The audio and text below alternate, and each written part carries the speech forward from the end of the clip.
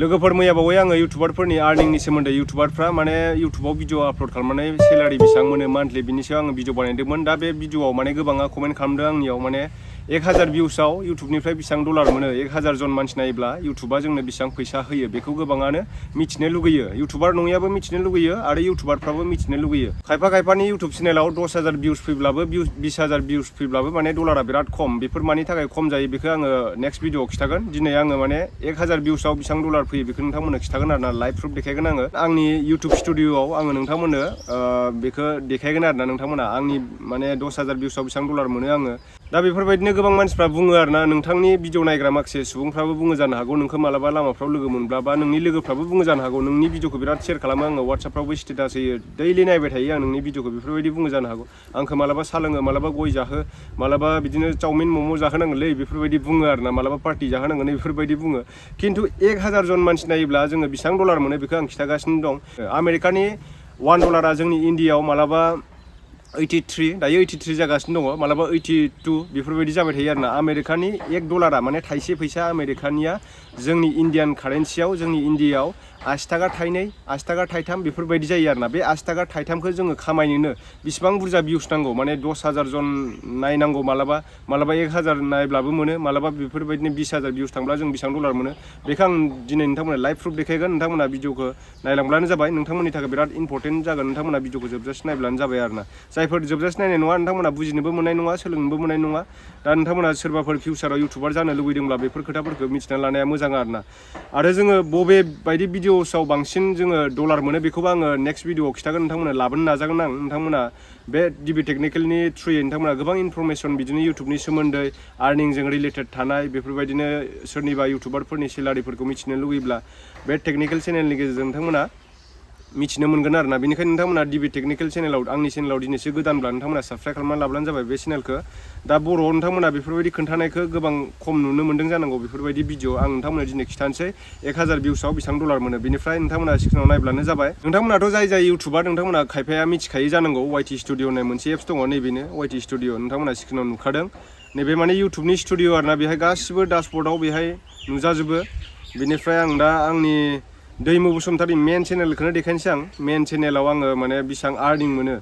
हमनानै ला आं नैबे कन्टेन्टआव फैबाय, कन्टेन्टआव फैनानै नैबे JCBजों बारिखौ जावखुजोब्बाय होननाय मोनसे आङो भिडिअ बानायदोंमोन, बेहाय आं थुबाय, 6 डेज जाबाय बे भिडिअआ, 12000 भिउस फैदों।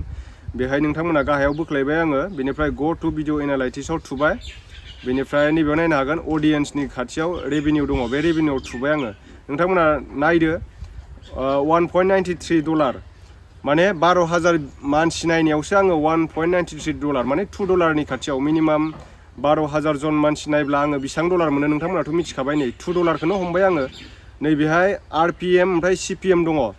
RPMनि मिनिङा मा, CPMनि मिनिङा मा बेखौ नेक्स्ट भिडिअ खिथागोन आङो। नोंथांमोना RPM CPM हाइ जायोब्ला मा जायो, ल' जायोब्ला मा जायो बेनि बागै आं खिथागोन उनाव।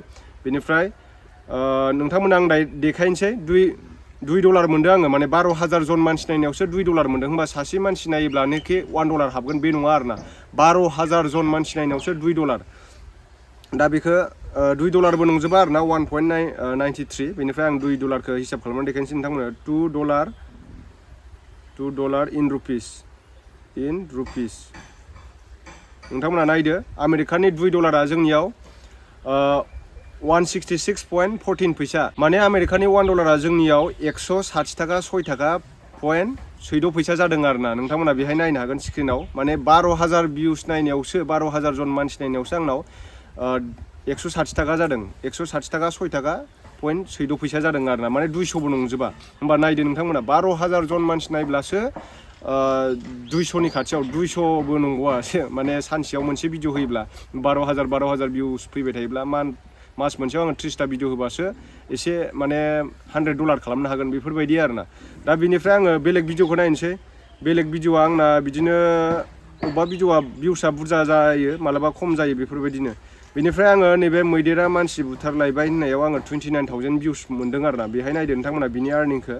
बेनिफ्राय गो टु भिडिअ एनालाइटिक्स, बेनिफ्राय रेभिनिउ, नैबे रेभिनिउआव थांबाय आङो, बेयाव $4.69 फैदों आरोना, $4.69। बेयाव माने नैबे 29.1000, माने 29000 भिउसनि बियो आरोना आर्निंआ। होमब्ला आङो 1000 भिउसआव बेसेबां डलार मोनगासिनो दं बेखौ नोंथांमोननो खिथानोसै आङो नैबेहाय revenue per every 1K views RPM माने 0.16 जानानै दं बिराद ल' आरोना आंना RPMआ मानि थाखाय ल' बेखौबो आङो नेक्स्ट भिडिअ खिथागोन नोंथांमोननो 16खौ आङो इन्टु खालामसै बेसेबां 1000 भिउसआव बेसेबां फैदों आंना 1000 भिउसआव अनलि 16 फैसाल' फैदों आरोना 1000 भिउसआव $1 नंजोबा नोंथांमोना मिथिखाबाय होमबा $1 जानो बेसेबां भिउस नांगोन आंनो $1 जानो बेसेबां भिउस नांगोन 16 इन्टु 6 96 जाबाय होमबा 6000 भिउस माने 6200 भिउस फैबासो आंनियाव $1 जायो 6200 भिउस मोनबासो आङो $1 मालाबाथ' 10000 भिउस फैब्लासो $1 जायो आरोना $1आवथ' नोंथांमोना मिथिखाबाय आमेरिकानि $1 जोंनि इन्डियायाव माने मालाबा 83 मालाबा 82 बिदि जाबाय थायो आरोना इन्डियाननि कारेन्सिया खमायलाय बारायलाय जाबाय थायो बेफोरबायदि जायो दा नोंथांमोना गोबाङा मिथिखाबाय जानांगौ आङो माने 10000 भिउसआव बेसेबां डलार मोनो 1000 भिउसआव बेसेबां डलार मोनो 1000 भिउसआव $0.16 जायो मालाबा 0.28 मालाबा 0.25 0.21 RPMआ खमायलाय बारायलाय जाबाय थायो बे नोंनि भिडिअनि कन्टेन्टनि सायाव सोरबा बिदिनो जेरै निउस चेनेलफोर होयो इडुकेसन बिदिनो साख्रिनि बागै होयो जायफोर माने निउस चेनेल टाइपनि होयो बिथांमोननिया RPMआ बारा जायो RPMआ बारा माने रेभिनिउआ बारा जायो आं दा बड' कापोलाव हाबबाय बेनिफ्राय कन्टेन्टआव हाबबाय आङो नैबेहाय दङ आंना 10000 भिउस दङ 3 डेज जाबाय भिडिअआ धनिष्का बिमा हाम्फेआ ग्रुपनि लिडार जाबाय होननाय मोनसे भिडिअ बानायदोंमोन आङो बेहाय 10000 जन मानसि नायदों होमबा 10000 नायनायाव आङो बेसेबांखिनि फैसा मोनखो इउटुबनिफ्राय गो टु भिडिअ एनालाइटिक्सआव थुबाय आङो बेनिफ्राय अडियेन्सनि खाथियाव रेभिनिउ बेहाय आङो 10000 जन मानसि नायनायावसो $1.5 खाथियाव $1.47 होमबा $1खौनो हमबाय आङो 10000 जन मानसि नायनायाव $1 हमबाय होमबा $1 जोंनि इन्डियायाव बेसेबां जागासिनो 80 थाखा थाइथाम होमबा 10000 जन मानसि नायबासो नोङो 80 थाखा थाइथाम मोनोब्ला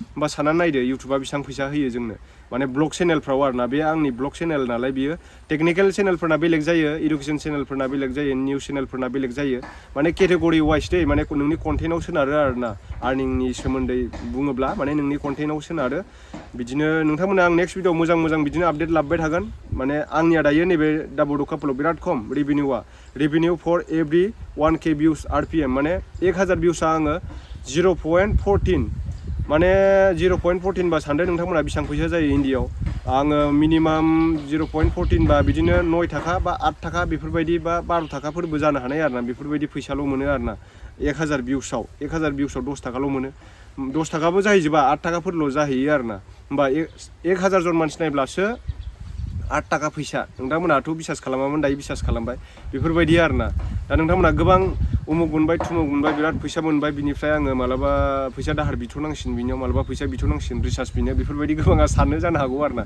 नोंथांमोना खुद गाव माने इउटुबाव खामानि माव जायफोर इउटुबार जानो लुगैदों जायफोर इउटुबार जानो सानदों नोंथांमोना दिनै इउटुबनिफ्राय 1000 भिउसआव बेसेबां डलार मोनो नोंथांमोना मिथिखाबाय नोंथांमोना दा नोंनि सायावसै आरोना नोंथांमोना गाव खुद माने भिडिअ बानायनानै नोंथांमोना भिउस मोनोब्ला बेसेबां फैसा आर्निं मोनो इउटुबनिफ्राय गुगोल एडभार्टाइजआ जोंनो बेसेबां फैसा होयो बिदिब्ला लोगोफोर नोंथांमोना दिनैनि भिडिअखौ नायनानै 1000 भिउसआव बेसेबां डलार मोनो 1000 भिउसआव इउटुबा जोंनो बेसेबां डलार होयो 10000 भिउसआव बेसेबां डलार होयो नोंथांमोना गोबाङानो मिथिनो मोनाखैब्ला दिनै मिथिनो मोनबाय जानांगौ नोंथांमोना आंनि चेनेलाव गोदानब्ला चेनेलखौ साबस्क्राइब खालामनानै ला बेफोरबायदिनो मोजां भिडिअ आङो नोंथांमोननो शेयार खालामनो नाजागोन नेक्स्ट भिडिअआव आङो RPMनि मिनिङा मा RPM माने मा बुंनाय जायो CPM माने मा बुंनाय जायो बिनि सायाव आं भिडिअ लाबोगोन नोंथांमोना नेनानै थाब्लानो जाबाय दा सोरनाबा मनिटाइजआ डिसेबलबो जाना होयो बिनिबो सोरनाबा प्रब्लेम जादोंब्ला नोंथांमोना आंनाव कमेन्ट खालामनानै सोंहरनो हागोन आं नोंथांमोननो बे भिडिअ बानायनानै बे टेक्निकेल चेनेलाव भिडिअ बानायनानै नोंथांमोननो फोरमायनो नाजागोन आरोना दे बिदिब्ला लोगोफोर दिनैनि थाखाय एसेनोसै नेक्स्ट भिडिअ थाबैनो लोगो मोनफिनगोन पिस आउट